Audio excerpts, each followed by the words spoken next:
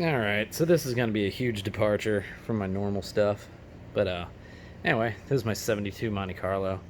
I've had it storage for like 16 years. By what I mean storage is I left it sit at my parents' garage for like 16 years. But anyway, big block, 454. Love it. So anyway, uh, yeah, I've been chasing everything as far as like fixing things up and stuff. I mean, things in pretty good condition, but mice did kind of get to it and stuff. A little bit of rust set in, but I've been kind of fixing stuff as I go. But today I thought I was completely done, and that's why that looks all lovely back there. Ah, anyway, this is to save some people some trouble. If you have a Monte Carlo and for whatever reason you stick your key in, you turn it and it just keeps going, it's not grabbing, I can tell you what that is. So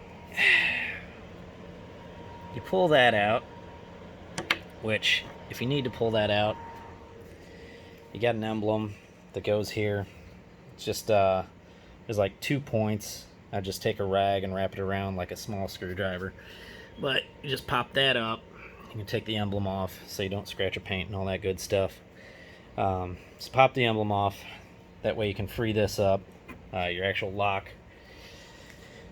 But the reason I pulled the seats out, because that's the only way I can get to it.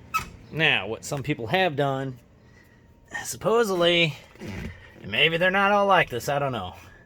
There's actually some openings in here that you can squeeze through. I don't know anybody that small that can squeeze through that. And that's all like tack welds and stuff. So yeah, I'm not torching or cutting through that, right? So anyway, took the back seats out, which I'll kind of give you a one up on how to do that.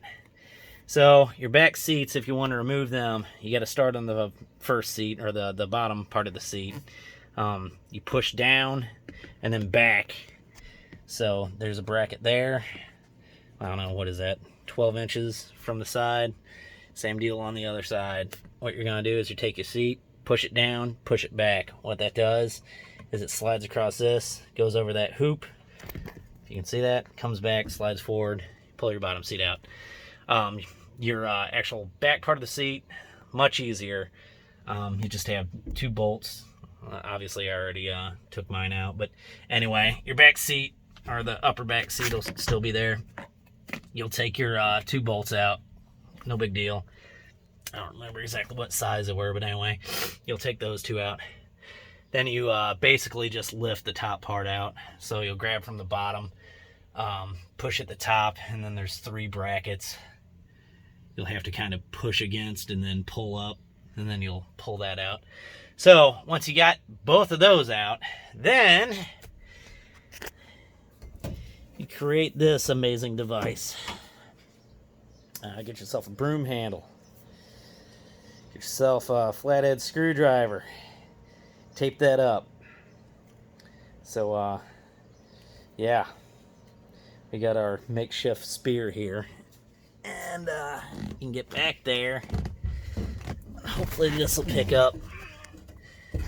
And I got my trunk lid closed right now, but you see that that slot right there? That's what we're gonna stick it into. And I've already done this a bunch of times. Watch it not work now. But anyway, stick it in there. Turn clockwise. Nope, I'm sorry, counterclockwise. Boom. Okay. And you're open. Sweet, right? All right. So, let's go to how you actually fix the lock mech. As far as I can tell, there's like 3 parts to this. You got your actual lock. It's got the tumblers in there and stuff. If those are shot, well, you need a new locking, a new lock. But anyway, you can stick your key in there, whatever. That's not the important part. So, and I know my camera work here is super awesome. But anyway, this is what's going to fit into that back slot to actually open up the trunk that you saw from the other side. So that'll be that end. And then this end goes in here like that. But what happened to mine, and see, you turn the key and then just that part would, turn. What happened to mine is, so there's like this keeper screw, or spring, and mine sheared in half there. So I'm gonna, I guess, get another spring from a hardware store or something like that. Just something similar.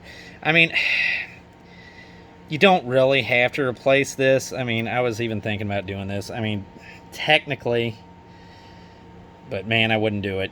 You could put some like JB Weld or something like that in there. All you're needing to do is to make that stay in there, because that whole assembly turns with this.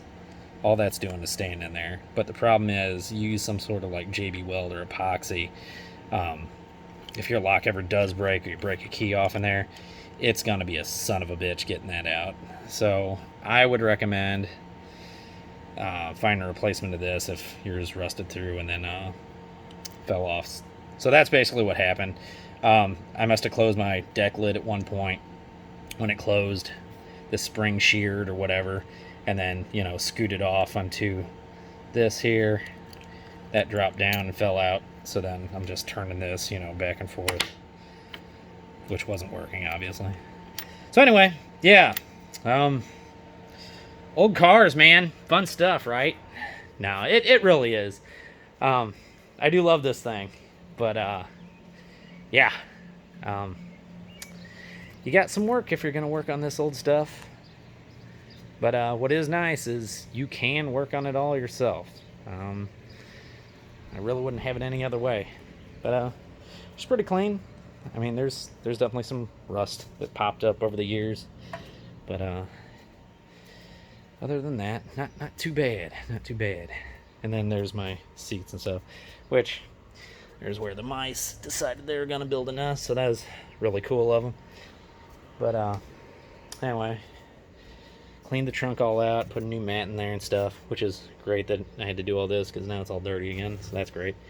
But anyway, yeah.